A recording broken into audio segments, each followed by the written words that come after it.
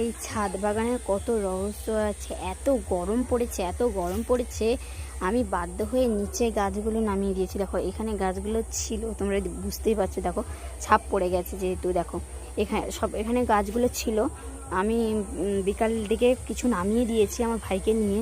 আর এই গাছগুলো আছে, আমি এগুলোকেও নামিয়ে দেবো। চলো এবার দেখাই তোমাদের আমি কোনখানে গাছগুলো রেখেছি। আর এই লেবু গাছটা আমি কালকে একটা বালতিতে লাগাবো, ঠিক আছে। এই সব গাছগুলো নিচে নিয়ে চলে যাব, যেহেতু এত রোদ বেরিয়েছে কি বলবো। আর এই মানে আমরা কি করি বলো তো, আমাদের তো কল নেই, সেই জন্য আমরা পুকুর থেকে জল তুলে গাছগুলোই দিই।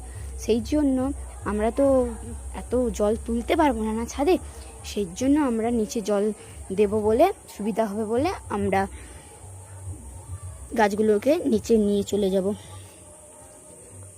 ওইখানে যে দেখছো গাছগুলো, ওইখানে নামিয়ে দিয়েছি। এই সাইডে কিছু নামিয়ে দিয়েছি, আর এইখানে মন্দিরটা আছে, হ্যাঁ, সেই জন্য এই দু সাইডে গাছগুলো রেখে দেবো, ওখানেও গাছগুলো রেখে দেবো। আমাদের একটা জিনিস দেখাই, দেখো এই গাছটায় কালকে কতগুলো ফুল হবে। 1 2 3 এই গটে 4টে, এই গাছটায় মোট 4টে ফুল হবে।